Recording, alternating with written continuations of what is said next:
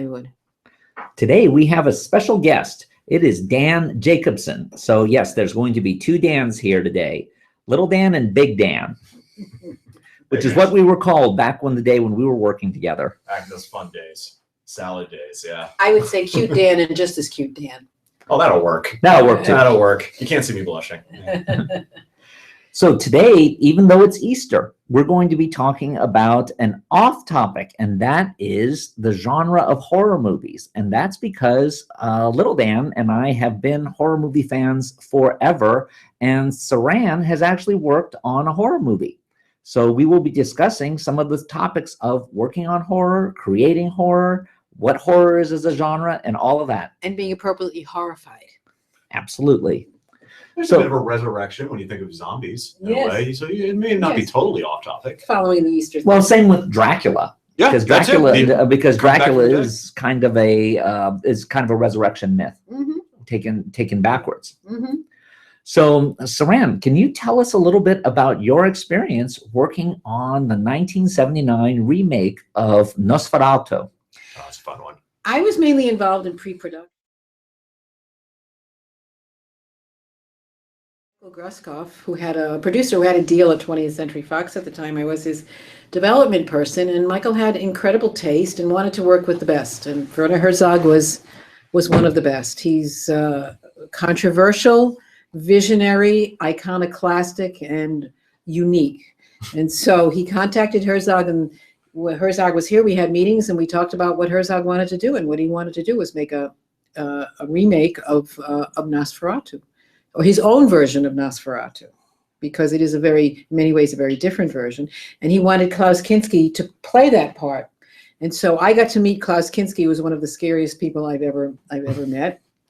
And Herzog was a big personality with ideas that he couldn't be talked out of. He was, and still is, an absolutely amazing figure in film.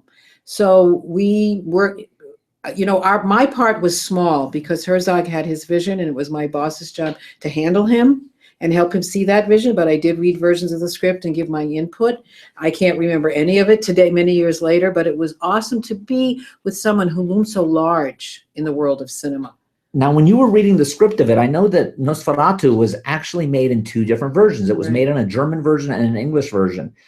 When you were reading it, did you read the English version or did you read a translation of the German version? Because there's some slight differences. I believe, if I remember correctly, I read the English version, and I cannot remember if Werner worked with someone to get it right. But I believe, if memory serves me, that I read the English version. So what I read is what you see on the screen. So do you remember anything about your thoughts of it and how you felt it was fitting in with the Hollywood at that time? I felt that I knew, because my husband was a real cinephile, and I knew that Herzog was going to make something that was going to be controversial and completely different. And working with Michael Gruskov, as I said, he was a guy from the streets. He was not college educated. He went right from high school into the mailroom at William Morris and became at CAA, William Morris, whatever, and became a very, very big talent agent before he was a producer. And so his impeccable taste led him to want to work with the best. And he didn't care about controversy. So at the time, it was like people, were impressed with this project, because anytime Werner came to the office, he was a character, So at that time, people were making movies. Of course, they wanted them to make money, but there were a lot of passion projects going on at that time. So it did fit in with what was going on in the late 70s. It was interesting because for a long time, the English version of that movie was almost impossible to see. And in fact, when it was released theatrically, the English version, I think, was only played in a couple of theaters, and the majority, they played the German version. And yet, in hindsight, there's a lot of things in the English version that once you get past the fact that the actors aren't quite comfortable in speaking a different language, actually make the English version equally viable. So do either of you have comments on the two different versions? Well, I read that they had to re-record. They had to redo a lot of the scenes to make the English, that the original, when they first shot it, it was stilted, that the dialogue was stilted because it wasn't their native language, and that made people laugh. So what they did was they went back and they reshot or re-recorded some of those lines to make it more feasible for and comfortable for an English-speaking audience. What about you, Dan? I actually, I'm ashamed to admit that I have, despite seeing so many horror movies, I have not seen the Klaus Kinski version. It's been sitting on my shelf. I actually have it, but I haven't seen it. It's one of those, I think it's still in the wrap. The Murnau one, though, is iconic for me. It's and it's interesting asking people that how have they seen the Murnau one, and most people have not actually seen the Murnau one. They've seen sketched snippets of it because that's how people have been introduced to it lately. The first time I've actually saw the Murnau version was in Killing Zoe in 1991, when they used the scene of Shrek coming out from the coffin and interspersed it in the sex scene with Julie Delpy. So I thought that was an interesting statement, the way that that was done. That's pretty funny. And you know, now that version of it has been restored, and the version of it they have presently is from the camera negative. And I find it amazing that you have a movie that was made in 1919 that was under a court order to destroy every print of it because it was a copyright infringement of Bram Stoker's original novel. The Murnau and Prana Films didn't even bother to get the rights. And yet it exists today. While so many important silent films, including things like Lon Chaney's London After Midnight, don't exist. So it's almost mystical how this particular film was able to survive. That is really interesting. Can we talk a little bit about there's Dracula and then there's Nosferatu? They're not the same character, obviously. They are. Oh, they are. So Nosferatu is the name for Dracula. How did that originate? It was I don't remember. It was actually a mistranslation from Bram Stoker's original 1897 novel. When you read there's a great book by Clive Leatherdale called Dracula Unearthed, and it is the best book about Dracula, annotated edition. And one of the things it points out is that the word Nosferatu didn't really mean the undead, but it's come to mean that now. What did it mean? I think it was a made-up word. And it's come to mean that because of such overexposure, because of the 1897 novel. And because of the Murnau film. Now, when the Murnau film was first made, the inner titles did call Dracula, Dracula, and Jonathan Harker, and all of that. But once Florence Stoker got wind of this and went on her rampage of, no, this is under copyright, I'm going to destroy every print of it, they quickly went in and changed all the names.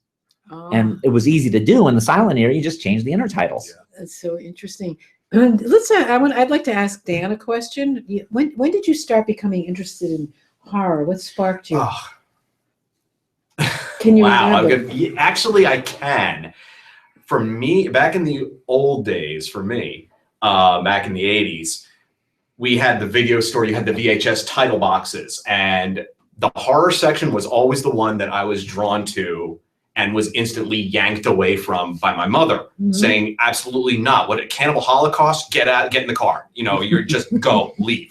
And that was that being taboo for me to even like pick up the box and take a look at the mental images of the cover art, the poster art.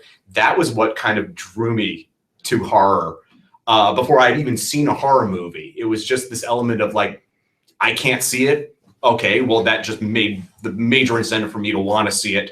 And to go at 2 o'clock in the morning, you know, to try and find it on HBO and sneak down and watch it, or go over to my friend's house and watch it. That was the main impetus for me. Do you remember one of the first ones that you saw that really kind of solidified for you that this was a genre you liked? First Texas Chainsaw Massacre was done. The first time also Poltergeist, seeing that for the first time for a PG movie, that was really kind of eye-opening. Have you ever seen Something Evil? Have you ever seen Something Evil? Something Evil. Remind me. That Maybe under a is different title. That's the Spielberg TV movie that no one knows exists. No, I haven't seen that. It was made after Duel, and what it is it's a haunted house movie, and it's actually the pre-make of Poltergeist. There's so many items that were in Poltergeist that were also in Something Evil. It's got Johnny Whitaker from Sigmund and the Sea Monsters and Family Affair, and Sandy Dennis from Who's Afraid of Virginia Woolf, and Darren McGavin from Night Stalker. So it's actually a fascinating movie to watch, not only for what it is, but for the fact that it was remade by Spielberg himself as Poltergeist. That's interesting. And you know, are you what kind of horror turns you on? For me, there's the horror of Texas Chainsaw Massacre, there's Dracula, and then there's the films that have a lot of psychological horror where a lot of it is in the audience's mind and imagination. I can do almost any kind of horror. Anything from I can do the B-rated stuff, I can do the C-rated stuff, the giallos, the gore, from any. I'm pretty much open to anything. I'll watch it. Even as hokey as a better. Another movie that was an eye opener for me was on the USA Up All Night series back in the 80s. What was that? I believe. That was just basically at midnight. It was the equivalent of like Kung Fu theater for horror. There would be like this hostess.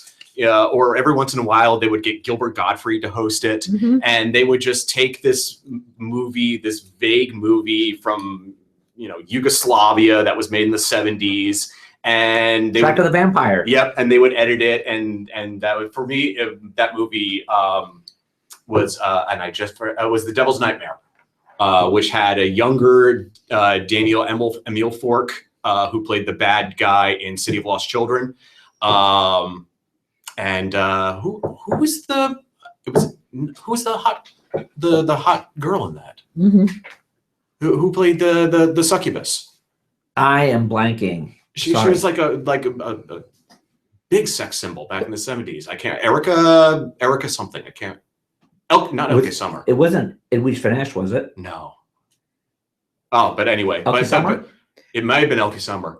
But that was another one of those movies where, I mean, it's a ridiculously bad movie, and it's just a morality tale, and taking the 7 sins and kind of putting them in this bizarre Scooby-Doo style atmosphere with a little bit of blood thrown in there. But when you're a 9-year-old, this stuff is gold. Well, as an adult, you worked on a short called Trinity Part 1 about a heartbroken woman held captive by a deranged mind, and then Jennifer Part 1.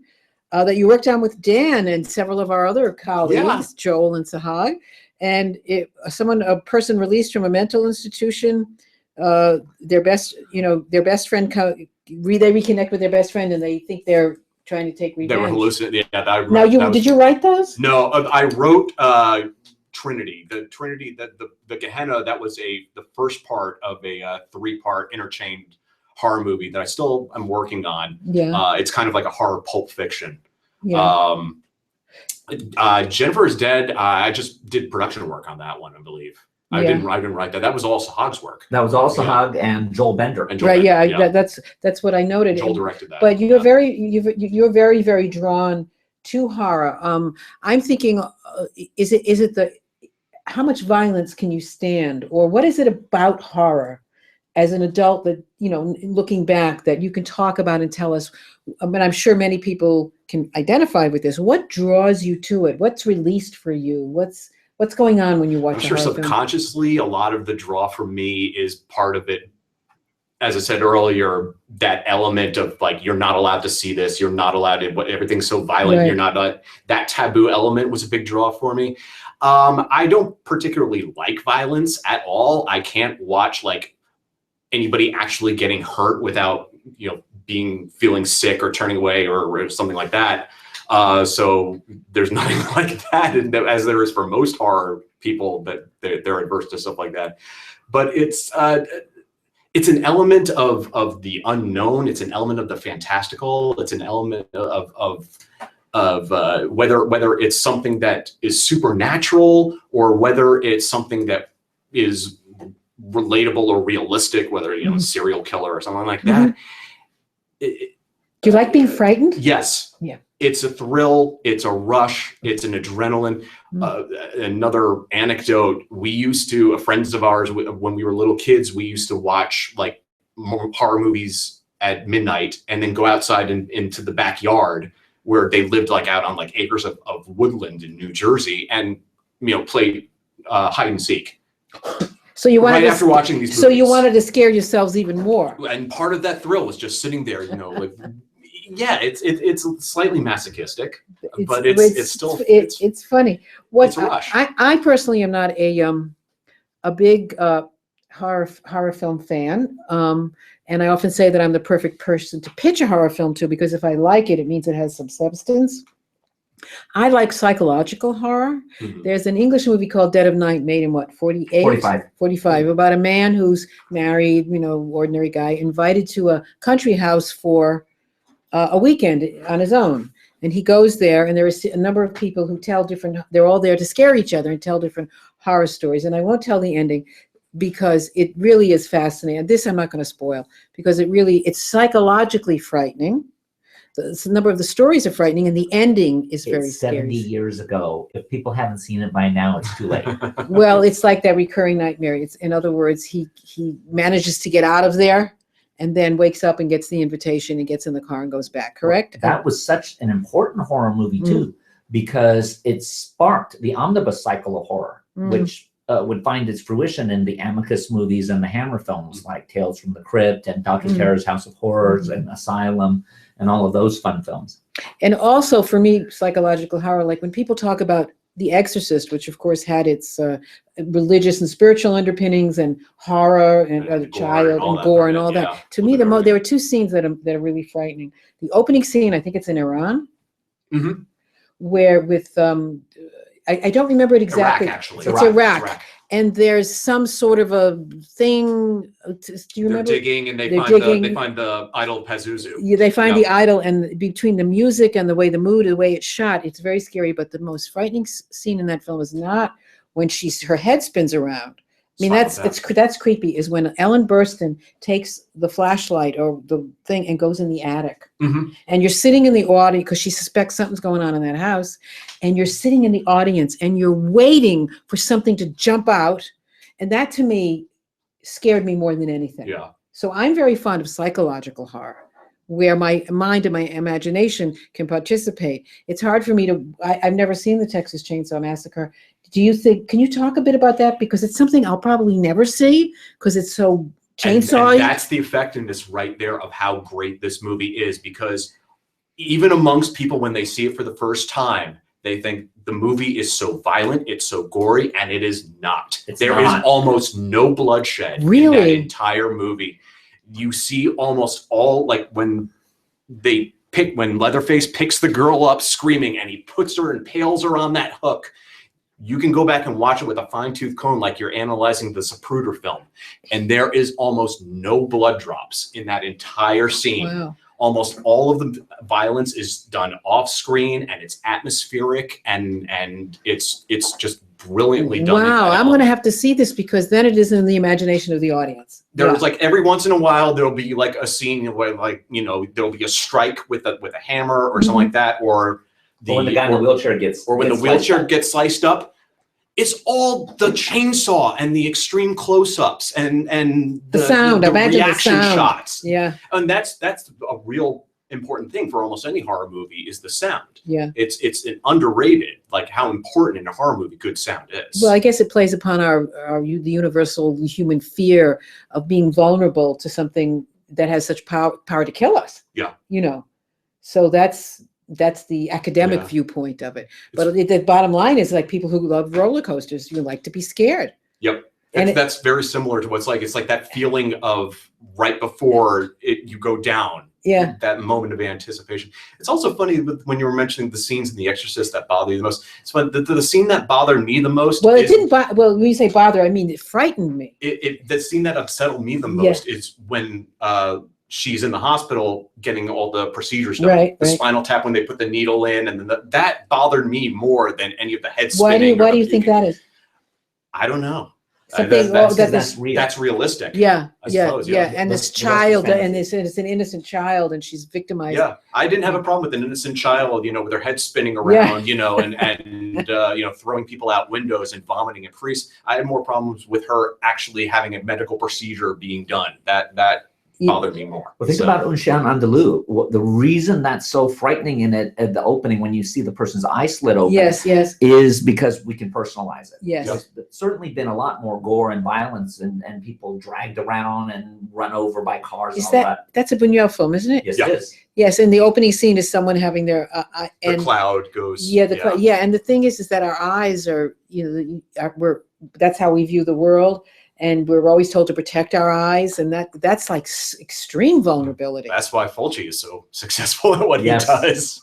So, who are some of your favorite directors? And let's try. I'm so interested more in some of your favorite films that you've seen and really enjoyed. What you've gotten out of them.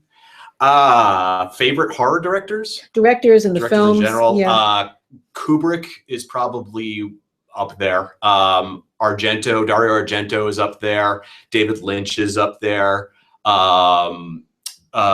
What's the name of the director who I can't believe I'm forgetting it? He did Ichi the Killer, Full Metal Yakuza.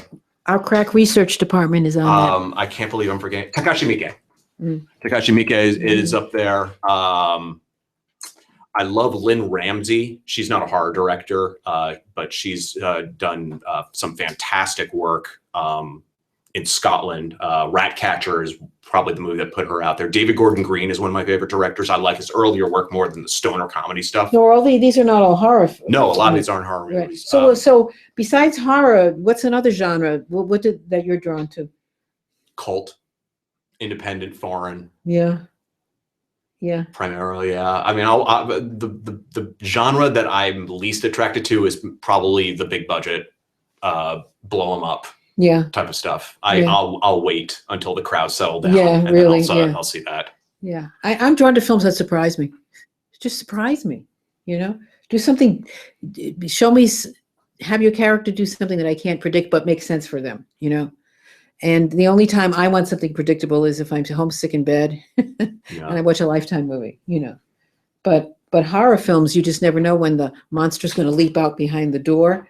It's like when people are at their most vulnerable and they have to be crafty and figure things out. And in a lot of the films, it's the big joke about the girl runs and she falls and the kids stay in the cabin in the woods instead of leaving, and the audience is screaming. That's all you white people. I got to tell you, as an Asian, if there's a sound upstairs in the tangible of my house, I'm not going to go in and search for it. I'm gonna go either hide in the closet or go outside and get away. Eddie Murphy had something about that too as well. He was talking about white people and only white people would stay in the house after the house tells them to leave. There's blood running out of the toilet. Well, that's peculiar. No, you leave the house. But and then you say, well, then you wouldn't have a movie, So I guess the trick is to create a serious horror film that doesn't have the audience, laughing and yelling at the screen. Leave the house. Unless you're doing a horror comedy, which is like becoming a Scream. little more common nowadays. But Yeah. horror and comedy since the beginning have always been intertwined. Abbott and because Costello. It's even before that. If you go into the silent era, Yeah. that there was an understanding that horror is an extreme emotion. So you need to balance it with the opposite extreme emotion.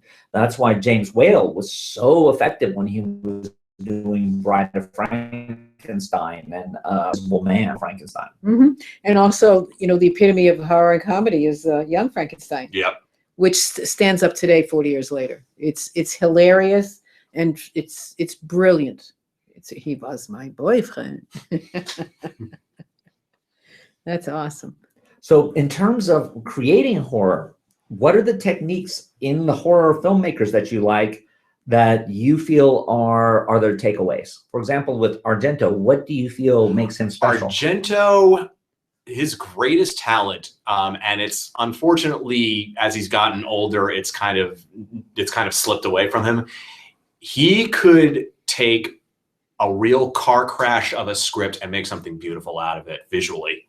And when you read anecdotes from people who've been in his movies, they say he didn't care about the acting. He didn't care about the actors. He would be too busy setting up his shot. He would be too busy making sure that the lighting was perfect for this. And he would just be like, you're actors, just act. Go ahead and do what you do, you know? And if it doesn't work out, then don't worry about it. We'll fix it in dubbing, you know? It's this problem he had with Tony Musante when he was doing Bird with the Crystal Plumage.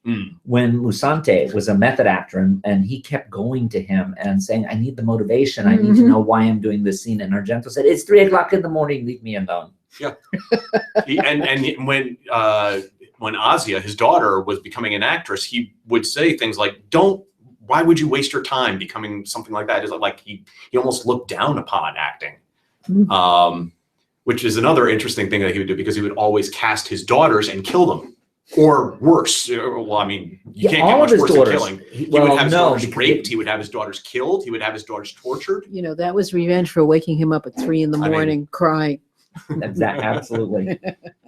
Well, also there might have been some revenge over the fact that a lot of that his children were from Daria Nicolodi. Yeah, and they had just the most incredibly bad breakup. That it probably spilled a little bit over to his relationship with his kids. And then he would continue to cast her and have her play, you know, the villains, and then he would have her bumped off. And well, you know, it's better than killing your kids and going to jail. So he had an outlet for all his resentment. So among those of us who are really into the giallos, what are some of the differences that you see in Argento versus, let's say, Mario Bava, and which do you prefer? It really depends on the mood I'm in as far as which ones I prefer. I noticed difference in the pacing. The scripts in Bava are usually better. Can I ask you to name for somebody who wants to go see these films, some of their films? The quintessential Bava one, I would say, is probably Bay of Blood. Which was remade. Which was remade as Twitch of the Death. Oh, no. Friday the 13th. Yes.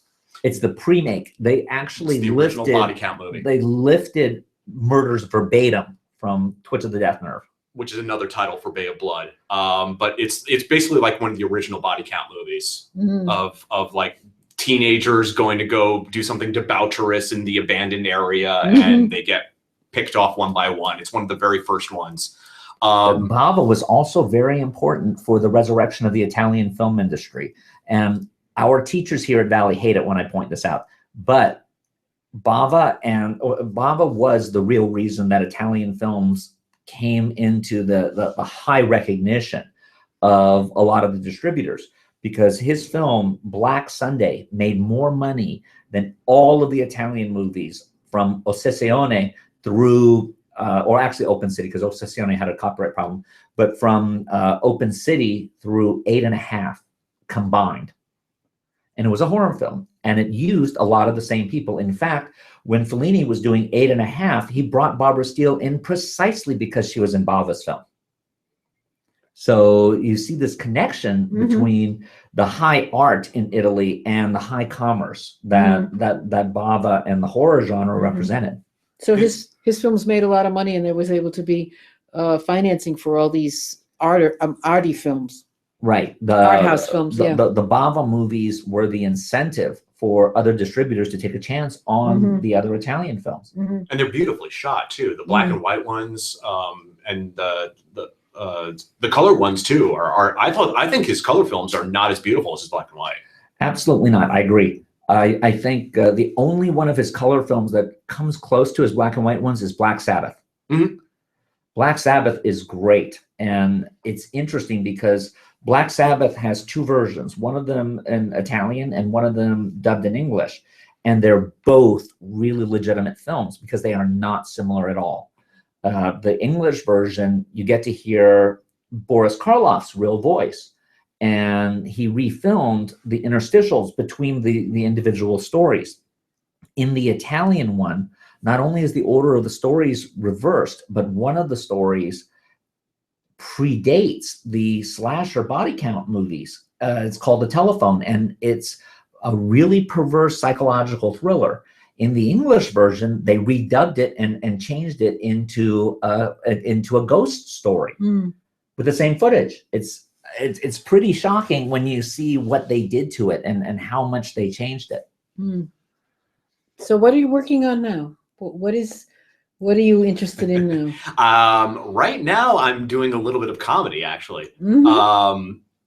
Working on an animated comedy piece as well as a web series. As well, I'm also going back to the Trinity and trying to fix a little bit of the beginning of that, of what I shot. There was like a 7-minute scene I thought needs to be fixed up a Let's little talk bit. about the Trinity, because Trinity means three, right? Yeah. So you've done part one. Have you done I've part written all three. three? I've shot part one. Part one. I would love to reshoot part one if it's possible, but in the meantime, I want to Let's concentrate talk on the about other some two. of the themes that are running through 1, 2, and 3.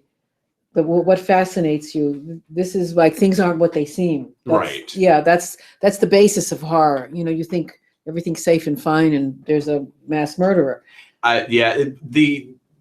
Or your best friend comes back and is actually just released from the lunatic asylum. So talk about those themes that interest you. Trinity, it's kind of bizarre in the sense that I tried to do all three different types of horror in the three different segments. The first one is a person in despair being hunted down by the mass maniac. The second one is more of going inside the mind of somebody who is an untreated paranoid schizophrenic and is on the verge of doing something bad. And then the third one actually goes completely off the rails, and it's actually it's kind of hard to describe the third one. It goes into somebody who is unconscious and what is going on in his mind while he's unconscious, after going through an accident. And is this person going through heaven? Is this person going through hell? Is this actually their subconscious, talking to them and making them feel guilt? And and the stories kind of all the characters, they weave in together. It sounds like it's people who have issues going on in their mind, going on physically, and they don't actually interact with that until they're in a situation where they're forced to. Yes, that's very, very. I'm not doing it any justice by trying to describe it here, but now, in terms of your visualization on a lot of these, what are some of the scenes that you've seen in previous horror movies that you would recommend for viewers to take a look at? What are some of the key scenes that they might look at to say, wow, that's a great horror scene? Scenes from other movies? From other movies. Ooh, boy. For example, one of my favorite scenes is in Suspiria, which is, I think, Dario Argento's masterpiece. Yeah. And it's the murder of the girl Sarah, because it just goes from one extreme to another. It is so completely unexpected. She feels that she's being stalked in her room. She goes up into an attic. She's attacked in the attic, and she barely makes an escape. And then she falls into a room that's filled with razor wire. Because people, obviously, they keep tons of razor wire stored in a girls' dance academy. But that's why not? Where else? Why not? I would actually put down a Suspiria as well, but I would do two different scenes. I would do the scene where Sarah comes back from the dead, right at the very end when the door opens. Just that one shot of Sarah's reanimated. That scene alone scared the pants off me when I first saw it, and it still chills me to this day, anticipating the door opening and seeing her there, as well as the very first murder scene. Oh, the first murder scene is the symphony. Yeah, which Oh, I can't even begin to start. Do you know what is very frightening, and you're going to have to help me with this, is the 1954 French film Diabolique? Yes. The original with Simone Signoret. And Vera Clouseau. And it's the scene in the bathtub when the husband... Palmieri's. Yes. Can you describe that? Because my parents, I was a very little girl, my parents went to see it, and they would go to the movies and tell us at the next meal we all had together about the movie they saw. I mean, I remember them telling us about the Barefoot Contessa and other films. And I remember my parents describing the scene, and I never forgot it. Years later, I got to see it. Dan Watanabe, please, describe that scene. What that scene is, and actually Alfred Hitchcock complains about that scene, because he says it misdirects and it doesn't play fair with the audience. But what's great about the scene is Vera Clouseau has a weak heart. She hears a sound in another area of the building. She looks out the window and she sees there's a light on. So she goes down this darkened hallway towards it. She goes into a room where she's heard the typing. There's now no one in the room. So she's getting more and more scared, and you're feeling her heart palpitate even more. And you realize that she's about to have a heart attack. And then she goes into her sanctuary, which is the bathroom. And what's in the bathroom? You see in the bathtub the husband that she and Simone Signoret have drowned. And he starts rising out of the tub, and he starts coming toward her almost like a Frankenstein monster. So she has this look of horror on her that became an iconographic poster. Right. And then she just falls over dead. And the twist in that movie is the two women were plotting to kill the man when actually the Simone Signoret and the man were plotting to get to be together and have his wife die. That's the twist. The twist is that it was all planned. That it was all planned. And what is Hitchcock's problem with that? Hitchcock did not like it because he felt that it was a very long shaggy dog joke. And he felt that during that scene, some of the filmmaking technique in it was just old school. It really wasn't as effective as it could be, other than the fact that the woman in it had a weak heart. He also was upset with the plausibles, because here she is running around the house in the dark. But what Hitchcock did based on that was he took the next Boulwell and Narshak novel that became available called Between the Deaths and made the movie Vertigo. And we all know what he did with Vertigo, that he revealed the secret early so that we could see what the consequence of revealing the secret was. And that was really influential, because in 1970s TV, that's what inspired the guys who did Columbo to reveal who the murderer was early. Yes, and let's talk. Well, to me, let's talk about one of the great horror scenes of all. Speaking of Hitchcock, is the shower scene in Psycho, where when you deconstruct it and look at it, you never see the knife. That is making use of the audience's imagination. I had to dissect that entire scene in college for a class, and I can't remember the exact amount of edits and cuts in there. 73 shots. Yeah, it was. Which, by the way, is mislabeled. In most books, you have people will say how many shots there are, and they're wrong because nobody bothers to count it. They just repeat what was in the book. We had to manually count it, and it's just unbelievable when you look at it in that regard. And everybody would swear that they saw the knife going in. Yeah, and it's the same thing like we were talking earlier with the Texas Chainsaw. Right. People like you listen to people when they go outside, they're like, and then he saws the body, and then the blood. No, it doesn't like that. It's just that's how powerful the film is, and your mind creates that image, though it doesn't exist. Yes, I think the most successful horror films are the ones that enroll the audience in the process, the imagination, and all of our fears, the universal fears of human beings. You know, for instance, babies are born with a fear of falling. It's they don't have to acquire that. We're all afraid of being harmed, of being stalked, and and not being in control. I think horror films are a lot about the loss of control with someone very often who is completely in control, and it's about the attempt to gain back control. And I think the most successful ones have a very serious underlying thing. Now, what are some of the really bad ones? I mean, it depends on what you think about. Sometimes you love a bad movie, because a lot of horror movies are dismissed as being bad by more hoity critics. In fact, Pauline Kael once did an entire thing about how upset she was about seeing a horror movie with a vernacular audience when she wasn't in New York, and she was horrified at the reaction of the audience being excited about the person being killed in a certain way. And that only showed how completely out of touch Pauline Kael was, because she didn't understand that that's what horror is. It's not about people being vicious savages. It's about them responding to the art. Reaction. Because the murders in a horror movie are really like the musical numbers in a musical. They are the whole movie is built up toward these symphonies of blood and mayhem. In the same way, in a musical, the plot is unimportant. It's all about how it jumps you into the song, and that's why horror and musicals are such similar genres. And then you have Little Shop of Horrors, which was a horror film and wonderful music and a very compelling relationship between two characters. Comedy in there too. Yeah, and the two characters of Seymour and the girl. What's her name? I can't remember Ellen, Ellen Green. Green. Ellen Green Yeah. played her. It's very powerful, and you can see the yearning, and the music is wonderful. And yet there's horror, and then you have the Steve Martin character in the one that was made in the 80s, and then you have the horror and the comedy. Yeah. But you also have Rocky Horror Picture Show. Yes.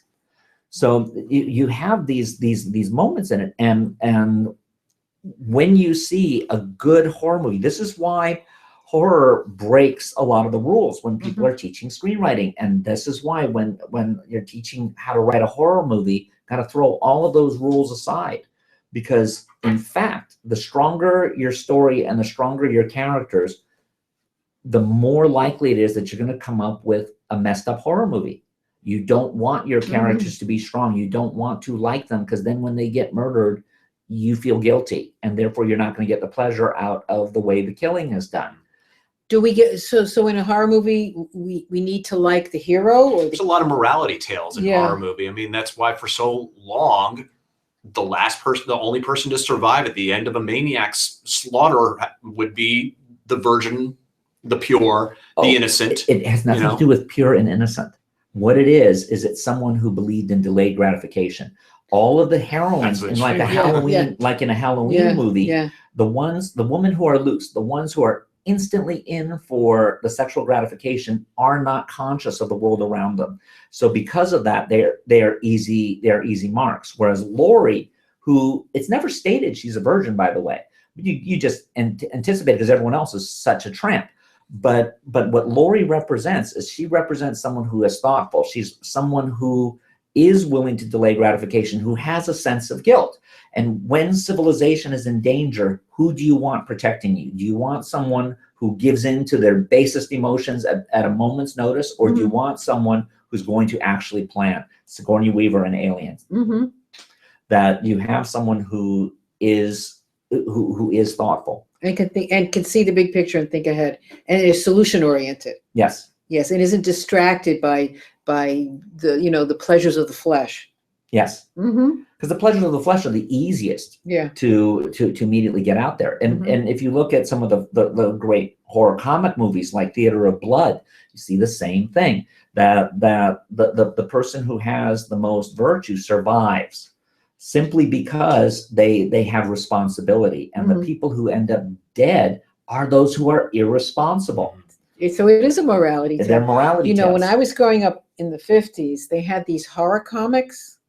I don't remember the names of them, but they were very famous. Oh, like Weird Tales? Eerie or they were comic books for a dime. Those, And I remember one of them, my friend and I read it, and it scared us to death. It was about a man he's a bad man. And this was his punishment. He got away with something, and he's in a car, and he says, I'm going to get away, whatever. He gets in his car, and he says, oh, there's the bridge. And he gets on the bridge, and the bridge never stops. In other words, in this world, to punish him, they've created a never-ending bridge, so it's like eternal. He's on this wheel for eternity, this bridge for eternity. Scared me to death, because talk about a loss of control. That almost sounds like Carnival of Souls. That also almost sounds like The Highest of Skies, which is kind of the similar thing, except it takes place in an elevator, and it's got all these people from like businessmen to mothers to priests, and they get stuck on this elevator, and it goes for hours and hours, and then people just start losing their minds, and they start doing everything like unpriestly that you would consider, and it gets really. And then at the end, when everything, the elevator's just filled with body parts and blood and all this other stuff. All of a sudden, ding, the door's open, and it's realize it's a morality tale, and everybody actually gets out of the elevator. Okay. It's a really hard to find film. I can't even remember what country it was made. What's it called? The Highest of Skies. The Highest of Skies. Let's talk with you, Dan. Maybe Devil tried to rip that concept off the Shyamalan movie. Maybe I don't know. Oh, that's interesting. Yeah, well, I mean, that went all different. Oh well, he shot his wad with Sixth Sense, and then the comic book one, the Unbreakable, which is a pretty good movie, but Sixth Sense. That was the last time he made something somewhat. Yes. Well, what's the state of horror films now? What's your opinion about that? It's finally looks like it might be on the way of improving.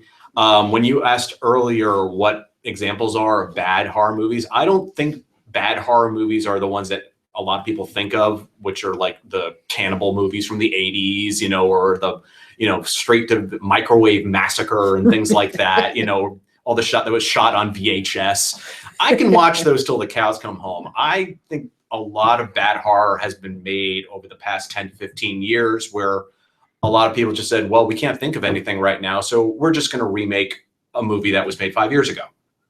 We're just going to Martyr. A lot of people like Martyrs. Martyrs, the original Martyrs, was a fantastic horror movie. So we're just going to remake it for American audiences, and it flops. Can you name names?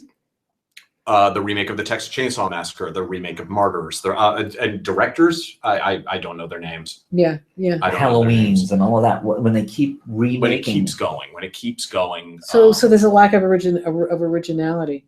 There has been, and they're starting to see a little bit more creativity come in the horror movies. They're starting to greenlight movies like The Witch, which actually I was kind of disappointed with. I thought it just didn't live up to the hype. But and the pacing was a little off and everything like that, but it was still much better than the third remake of Friday the 13th. Or I just keep thinking how the whole reason the Blair Witch Project worked was it was a reaction against The Haunting remake. Mm-hmm. It was also the method by which it was made, because it was, people were fascinated by that found footage thing, which actually was around, since Cannibal Holocaust, and probably even before then. Yeah, Blair Witch Project is a remake of Cannibal Holocaust. Yeah, but who know? People think it's people like Dan and I know about it. The trick about the horror genre, and this is where it's very tricky, because so many people who want to break into the movie business think horror is easy, and they don't like horror. So they're always trying to ramp it upwards without understanding that that's going to absolutely make a bad horror movie that no one will like. Yeah. Horror, because it's so popular, it's a culture. It's not even a subculture anymore. It's actually a solid culture where if someone comes into it and doesn't understand the rules of making a good horror movie, the culture will reject it. Mm-hmm. And the biggest rule in it is you've got to scare people, and you've got to have that morality tale that's going on in it. Mm-hmm. You have to have something solid underneath any gore or violence. Yes. So probably for me, the worst genre of horror was probably when the big executives said, "Oh, there looks like there's money in torture porn. Let's try making some big budget torture porn and see what happens." And it just went.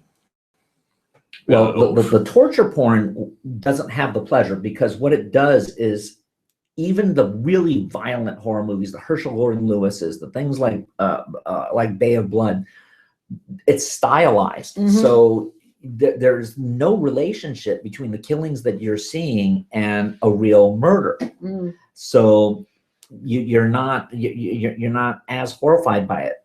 Or you have something like the Miike Takashi movie Audition, where you have a very graphic, very shocking, but completely unexpected violent ending. And that's what made that work. But if you make a whole movie about that, like the Guinea Pig series, mm-hmm. it becomes difficult to watch, and it becomes repetitive. Yeah, the only two series that can go for like torture porn that work for me are some of the Guinea Pig movies, and most of them are just terrible. Mm-hmm. And for me, the August Underground series, which for most people it's completely unwatchable. Because it's so vile and disgusting and realistic, and also just because the way that it is shot on like $200 budgets with VHS cameras. And what Fred Vogel did was basically he presented it as like found footage, except the way that he made that work for him, and the shooting with 10-minute long takes on VHS of looking like you're watching a bad take of Cops. Mm-hmm. But it worked in that in that regard, because it did look like this was something that these maniacs did actually just shoot. But apart from that, almost everything else in that whole torture porn genre, it's just too gratuitous. We're talking about torture porn. What was that? Somebody takes like someone. Hostel. Hostel is a good example of like a mainstream one Yeah. work. And unfortunately, then you get Hostel 2, Hostel 3, Hostel 4. Well, they feel they have a built-in audience who wants to come back and see more of this, Yeah. And then there were a couple of other movies that were, that kind of went along the same line, except it was just like an hour and a half of a guy with a cute 19-year-old girl tied up naked in his basement. And, let's see 45 different minutes of how, he can torture her. Have you seen 10 Cloverfield Lane? Have not. I will see it, though. Yeah. Just I'll watch anything with John Goodman in it. Yeah. I heard him on Howard Stern talking about it, how he's the working actor who thinks he has a bit of an inferiority complex, interestingly enough, and he's so fantastic, and talked about the shoot. They shot in a warehouse in New Orleans. Yeah. He said every day it was just go to the set, and couldn't talk about it because it obviously has twists and surprises. Right. So that's another podcast to talk about that film, correct? I'll watch that. Yeah. The thing about the horror genre too is that it keeps coming back, and the way it keeps coming back is almost like a Disney movie, that every new generation wants to experience their thrill in their own way. So you saw how the 1930s movies, the more classical horror movies, dovetailed into the Val Lewton psychological thrillers. Well, it's funny you brought up Disney, because I'm just thinking about Disney had made horror films, although with like the death of Bambi. That's like the first experience for a lot of young kids with the death of the mother, which is the big fear of all children, to lose a mother, to lose a parent. And how about and any of the other films? Snow White. Snow White. Was Something Wicked This Way Comes Disney? Well, that's Ray Bradbury. Yeah. That was Ray Bradbury. Yeah. Yeah. I don't know if Disney I did the movie, don't though. remember if that was Jonathan a Disney Pryce, picture. because that was a scary movie. It is. For a Absolutely. 10-year-old What to about watch. Pinocchio when they're on that island, the Island of the Yeah. Lost Boys or whatever it was called? Or did you ever see Return to Oz? Return to Oz, the sequel to The Wizard of Oz, the Disney movie. It's really horrifying. Mm-hmm. Or even the original Wizard of Oz. If you think about it, well, as a little perverse kid, Wizard of Oz was perfect for me because it had all of those elements of both musical and horror. You have Yes. the tornado, you have the Wicked Witch. Right. Yeah. Well, one of the most, when you think about it, I love to watch the opening of The Wizard of Oz because I love that scene where she's sitting with the fortune teller guy, who is, Frank, what's his last name? Morgan. Frank Morgan. And she runs away from home with Toto. And they're sitting there and he's, looking at the thing and he's saying, oh, there's a woman who's crying and she misses you. Oh my God. And in the background, the leaves start going like this. That's very, very scary. Even as an adult, when I watch that, I get very, very scared and I just want her to get up and go find safety. And all that is just movement of a prop. And to me, that's really, really, that to me is scarier than anything that's gory because it's all in my It's mind. all in mind, yeah. Yeah. Well, think about Roman Polanski when he was doing Rosemary's Baby. And Rosemary's Baby and Clute are two movies that have a suspense edge to them that when you see them on TV, even on flat panels, they don't quite come across the way they do when you see them projected. And when you see them projected, you get creeped out. And with Rosemary's Baby, I'd seen that movie, I swear, 10 times on at least before I saw it projected. When you say projected, what do you mean? I meant in a theater. Okay. Where it's projected and it's big as Right. opposed to seeing it on TV and all that. And it was, I felt creepy from it. And I had never felt that way for the film. And it was all because of just the slightly different angles, the diffuse angles, the fact that they were using slightly different focal lengths and the lenses between back and forth conversations. Just slight technique things that made you nervous because they weren't quite right. The geometry of the apartment doesn't make legitimate sense. Not that the geometry of the Brady Bunch house makes sense, but in Rosemary's Baby, it was deliberate that it didn't make sense. Yes, but the lighting, that horrible TV lighting in the Brady Bunch, Yes. Well, or look at the other Polanski films like Repulsion or Fearless Vampire Killers. They all do the same thing, and they're movies that stick with you. and Chinatown too, that sense of foreboding and things Knife in that the water. yes, and Yeah. things are not as they seem at all because the audience is misled, as Jack Nicholson is misled into thinking that that's Faye Dunaway's husband's girlfriend, and then we find out the truth. You know, it's layers and layers of deception. Speaking of Rosemary's Baby, many years ago when I read it, I was sitting in the living room with my parents, you know, a very safe place, and I'm reading that part of the book when her friend has died, and he's given her the anagram, the set of letters. Yes. And she starts putting the letters together, and that the name of the next door neighbor is an anagram of this, Yep. you know, good devil worshiper, whatever, who Stephen Castevet becomes Roman. Stephen Ca- Mercado becomes Stephen. Yeah. And when I read that, I was sitting in the lighted, warm living room with my mother and father. I was, you know, in my late teens, and I started shaking. I was so frightened. And this was in a book. It just scared the heck out of me. I think that we have this natural need to be frightened, so then we can go to safety. So when you're watching a film, there is that part of you that's saying, "This isn't. I'm in this theater. I'm not being threatened." Did you ever see the remake of Rosemary's Baby? No, is it a remake? Yes, it's Agnes Varda did it. So it actually has good credentials. And okay, I went to it expecting to really despise it. I went. What's in it with called? It's Rosemary's Baby. Oh my goodness! And I went in with a preconceived notion, and it's actually not bad. It's not as good as the Polanski one, obviously. How could it be? But as a reinterpretation, setting it in Paris, and using that source material as a jumping off point, it's a very valid film that has a lot of just creepy moments in it. That's interesting. I wish it wasn't such an iconographic title. And it's called Rosemary's Baby? Yes, it was a TV movie remake, and it's surprisingly good. Do they follow the same plot? Yes. It messes up at the end, but up until then, it was an updating, remaking, and rethinking. So it did what a remake should do, which is not to be slavish to the original, but to come up with a different way of telling the story and make it current. Did you know what Polanski's reaction to that was? No. It's interesting. But I'm pretty sure that he's probably like, whatever. Yeah. He had enough on his mind. Mm-hmm. So, Dan Jacobson, as we start winding down, I know you're looking forward to more horror films, and we talked about the future of horror, and talk a little bit more about that. What you'd like to see? I'd like to see a little bit more originality, which looks like is finally starting to be the case. I've always pointed to Europe.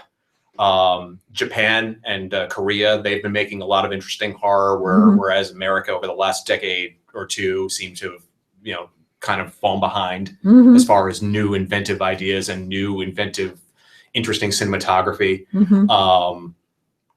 Not relying so much upon the jump scare, you know, just, you know, which they've been using more in commercials, you know, than they have to affect in horror movies in America.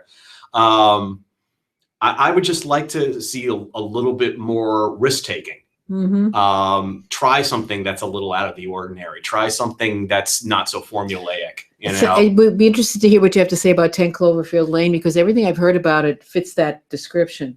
That it's original, it's frightening, it's different, and it seems to be a success. Yeah. Because there was thought put into it.